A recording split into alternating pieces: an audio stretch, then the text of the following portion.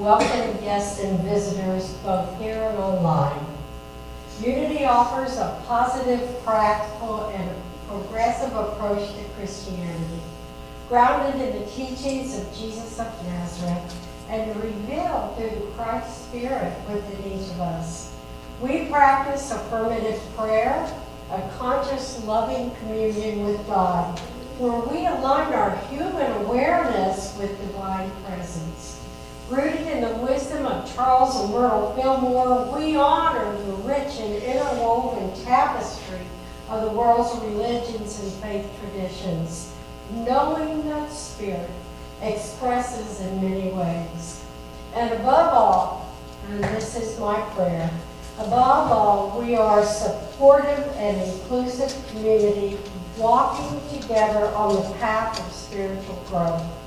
We encourage one another in overcoming life's challenges and living a more fully expressed Christ-filled life, grounded in love, guided by truth, and committed to a life of wholeness and purpose.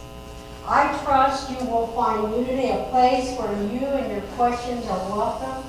And now, let's take a moment to welcome the abiding Spirit. Beloved presence, abiding Spirit within and among us, we turn our hearts and our awareness to you now.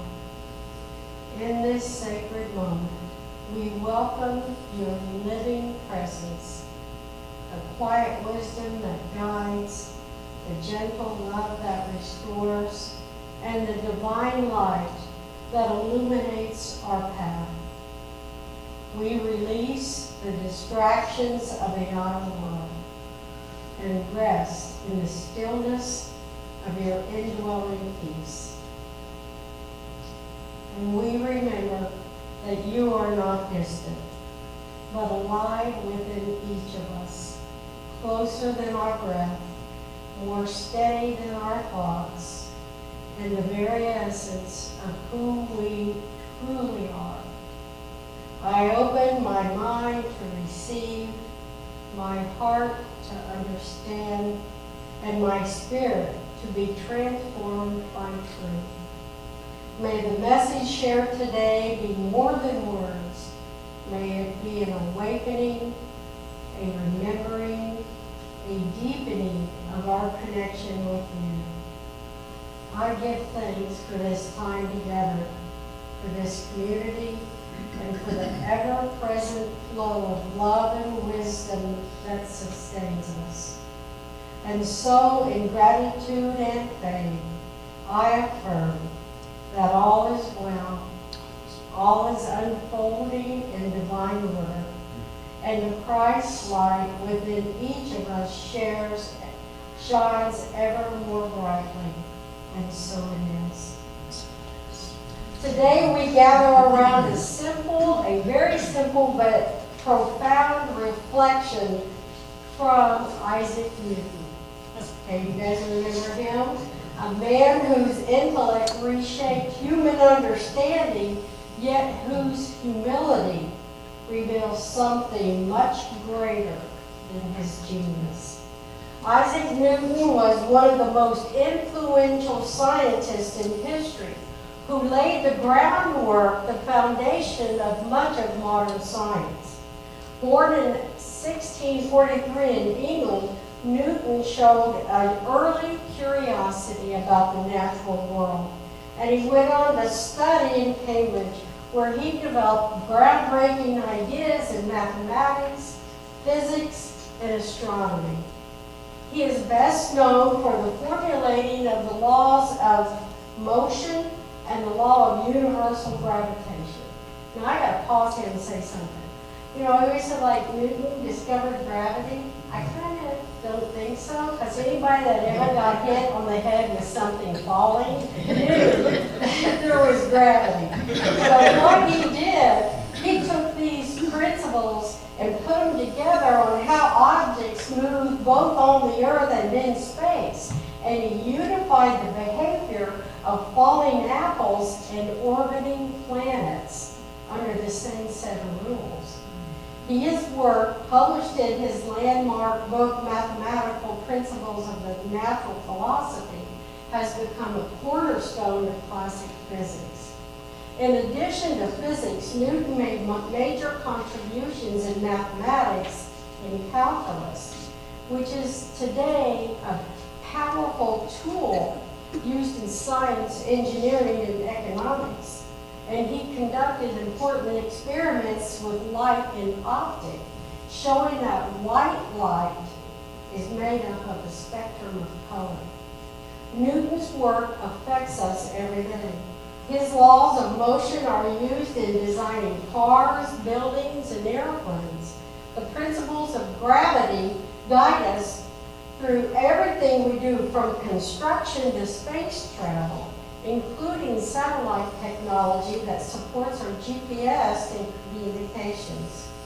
Calculus underpins modern technology, from computer and medical imaging. My math is dry this morning. In short, Isaac Newton helped understand the fundamental laws governing the universe. Think about that. In short, he helped humanity understand the fundamental laws governing the universe, and his discoveries continue to shape the world we live in today. Sounds like quite a guy, huh? But I brought him up this morning because he is the one, although I have very little understanding of physics, I understood this. He is the one, the very first entry that inspired my book of quotes. Back in 1986, I read this passage that I'm about to share. And I found it so profound that it is the very first entry in my book of quotes. So even some of the things that you may have said to me has gone into that book, okay? So for the last 40 years, if I come across or someone says something that I think is profound, it goes in that book. Okay, this is the first quote in my book.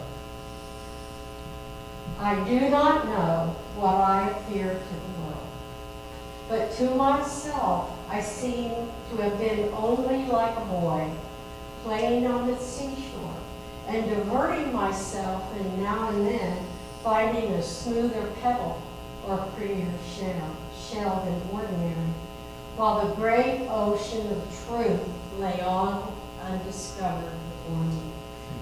And there is something that I find deeply spiritual in that image.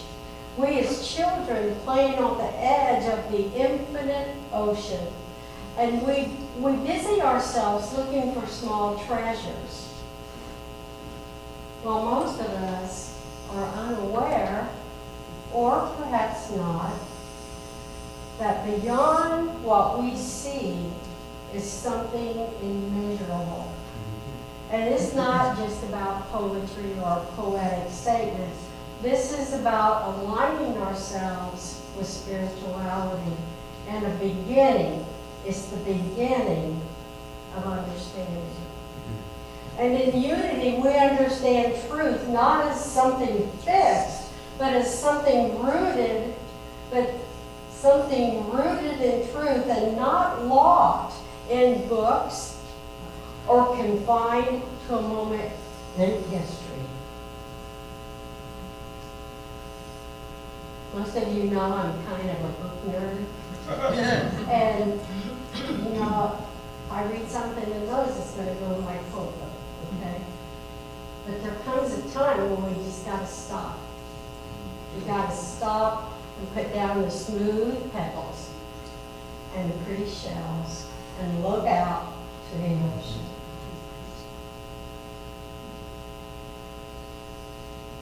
This is the living, breathing, ever unfolding reality, the ocean. The ocean as a metaphor is God expressing, revealing, and becoming known to us. So today we explore what it means to stand on the shore of truth, to notice the pretty pebbles, smooth pebbles and pretty shells, and ultimately move beyond the shoreline and enter the vast ocean itself. So let's begin with the ocean.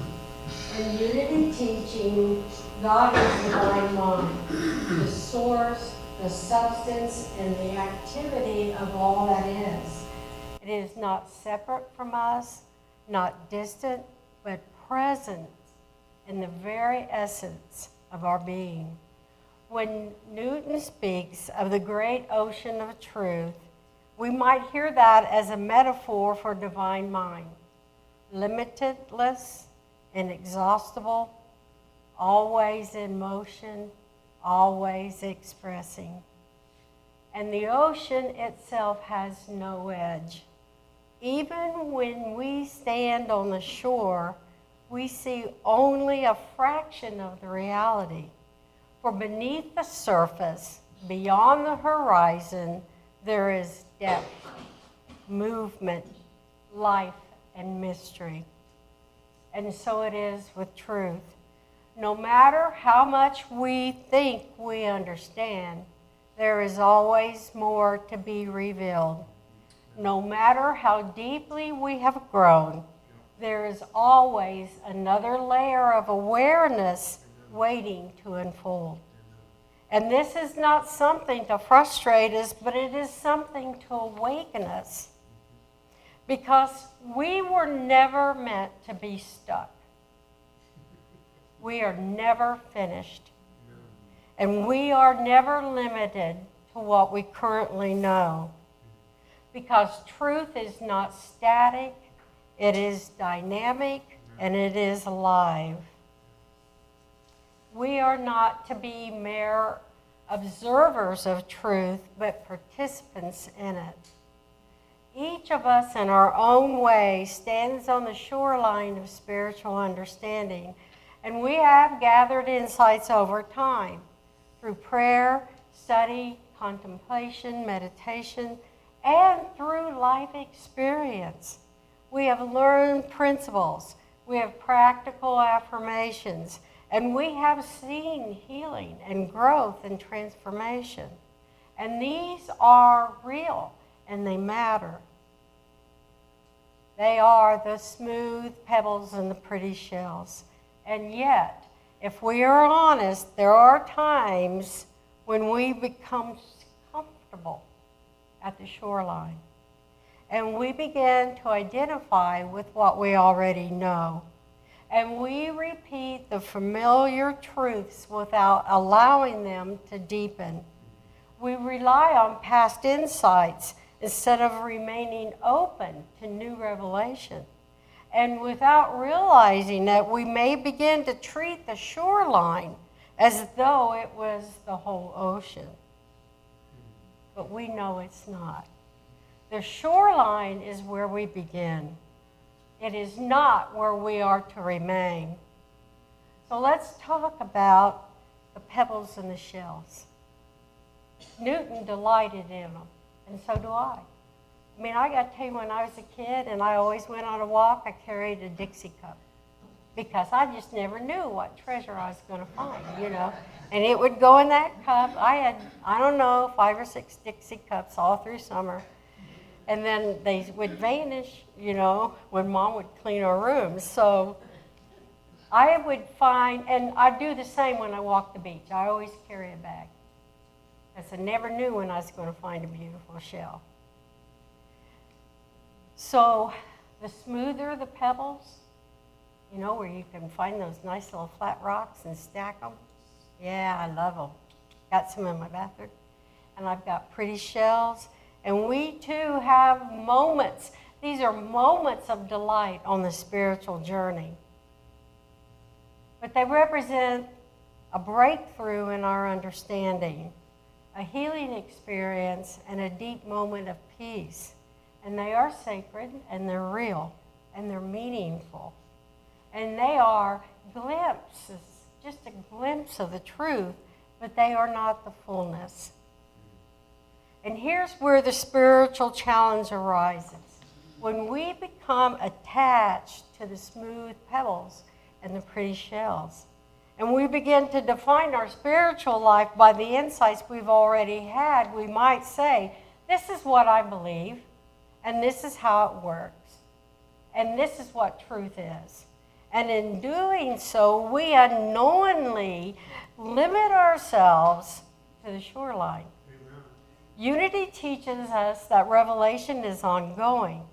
Charles Fillmore spoke of truth as something, I love this, as truth as something we grow into, not something we fully grasp all at once.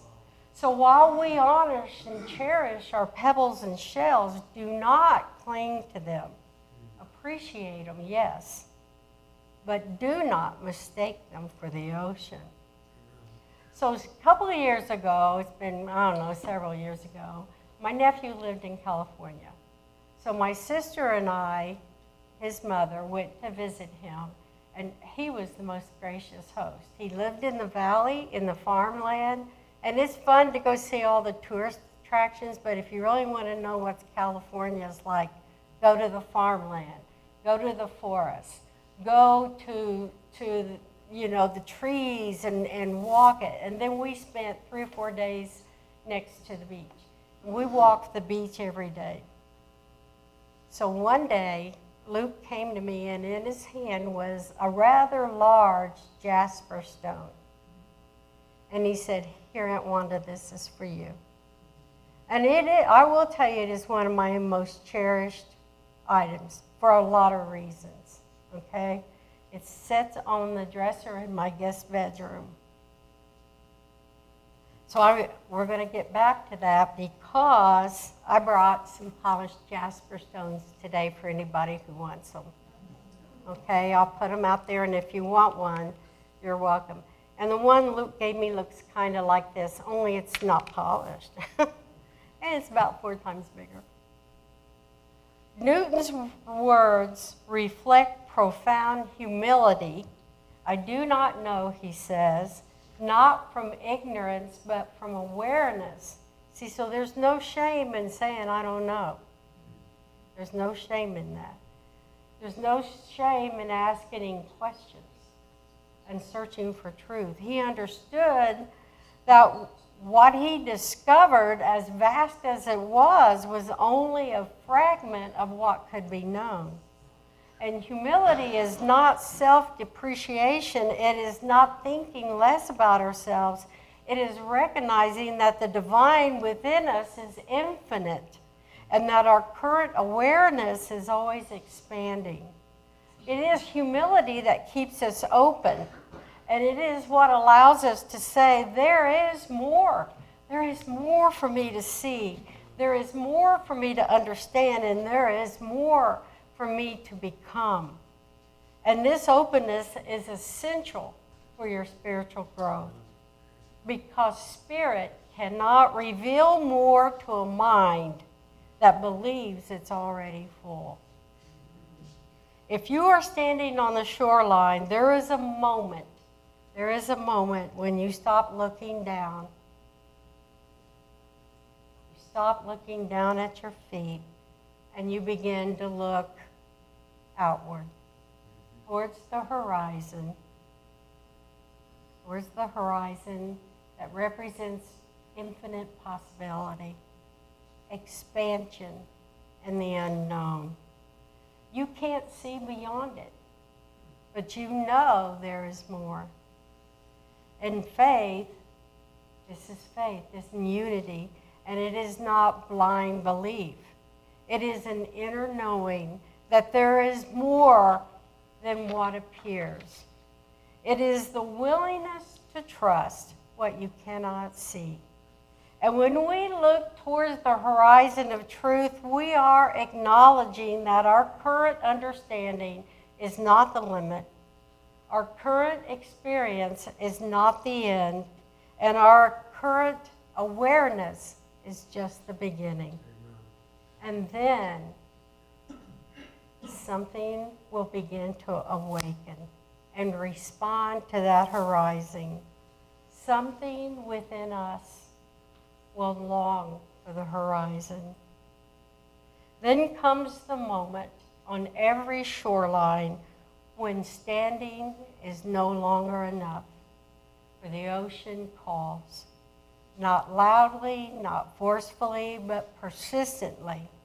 And the question becomes, will we stay where it is safe and familiar, or will we step forward to wade into the water, to move beyond intellectual understanding into lived experience, to embody truth rather than simply think about it, to trust the same presence that created the ocean is holding us within it. We do not merely study spiritual principles, and we are invited to live them, to step into forgiveness, to step into love, to step into faith, and to step into oneness, even when we do not feel ready.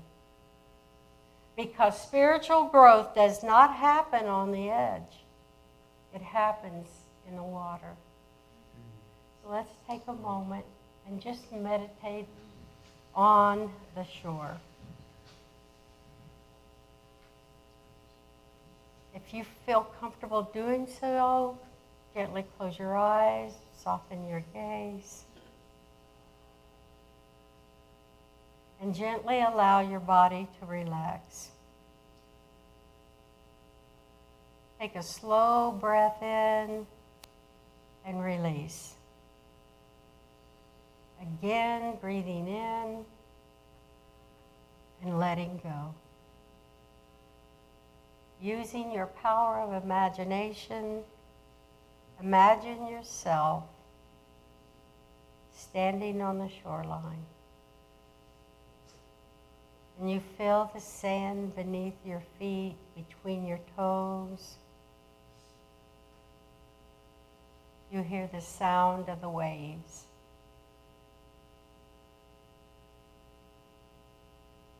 Knowing that the ocean is before you.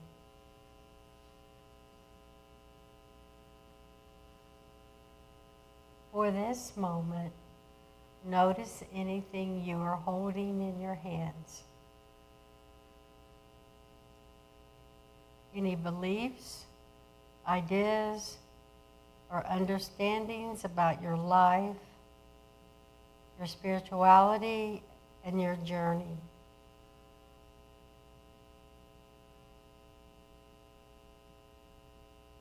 Know that these are your smooth pebbles.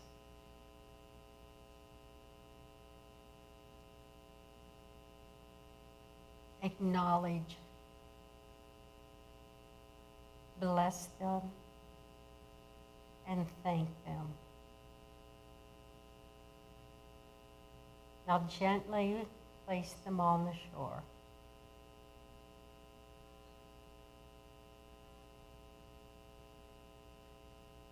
You haven't lost them, but you are not holding so tightly.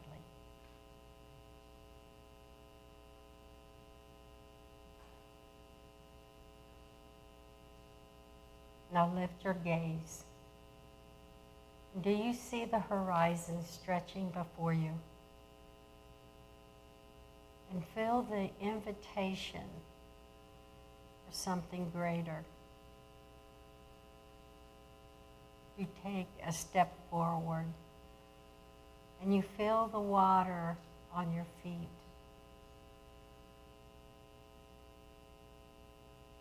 Now gently take another step. And now you feel the water running over your feet and your ankles.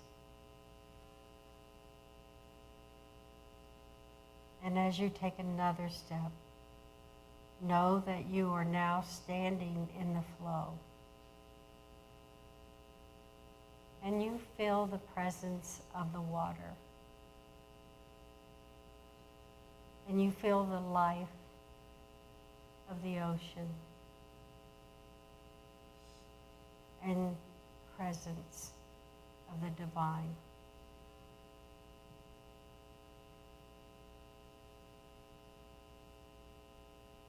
I am willing to move beyond what I know. I am open to the infinite ocean of truth. I trust the divine presence within me to guide and nurture me. And I rest in that awareness.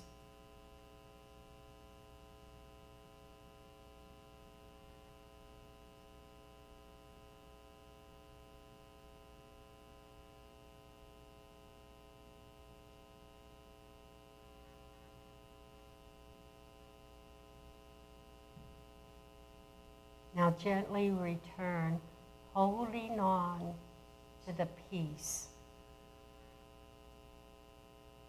this openness.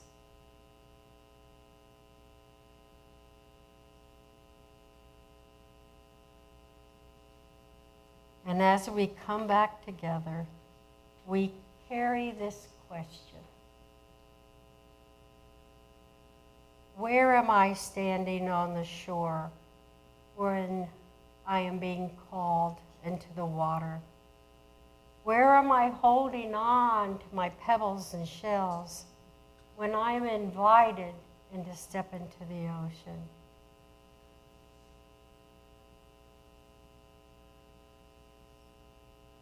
It shows up when we choose love instead of judgment. We release certainty and embrace curiosity. We trust inner guidance over outer fear. And we allow ourselves to grow beyond the old patterns. Each of this is a step into the water.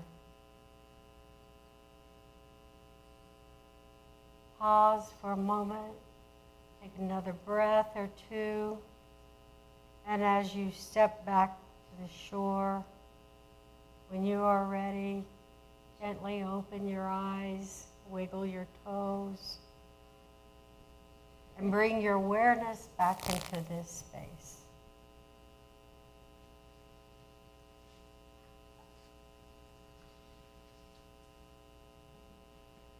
And now, as we begin to close, let us return to Newton's image one more time. Yes, there are pebbles, and yes, there are shells. And yes, there are beautiful, beautiful insights along the way. But do not become focused on these pebbles that you forget that there's an ocean.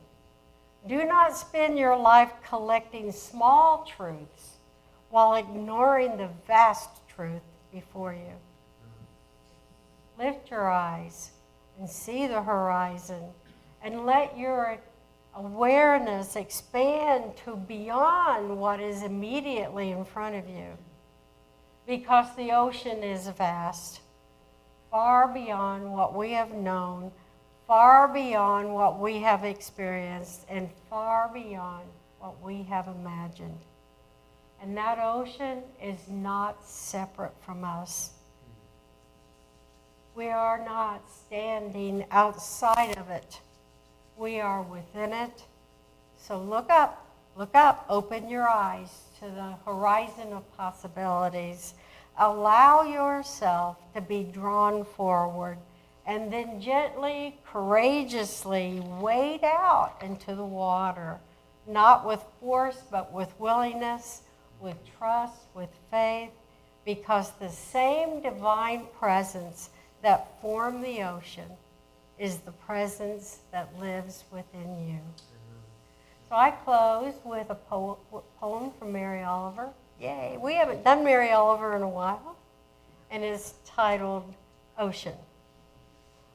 I am in love with ocean, lifting her thousands of white hats in the chop of the storm, or lying smooth and blue, the loveliest bed in the world.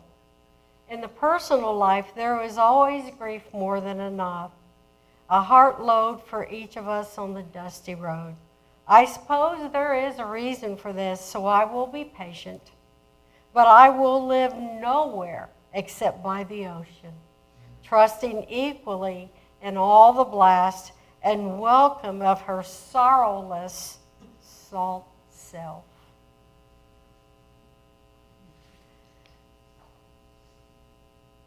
There is one presence, one boundless truth of ocean. I am an expression of this divine reality. I release attachment to limited understanding. I lift my vision to the horizon of possibility. I step forward in faith, trusting the flow of divine life within me.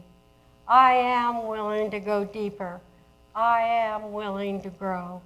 I am one with the infinite ocean of truth. And so I close with this blessing. May the light of Spirit go with you, guiding your steps in wisdom and peace. May your heart remain open to love, expressing kindness and compassion in all that you do. And may you walk in the awareness that you are forever supported, uplifted, and blessed. And may the light of the Spirit go with you, guiding your steps in wisdom and peace. And so it is.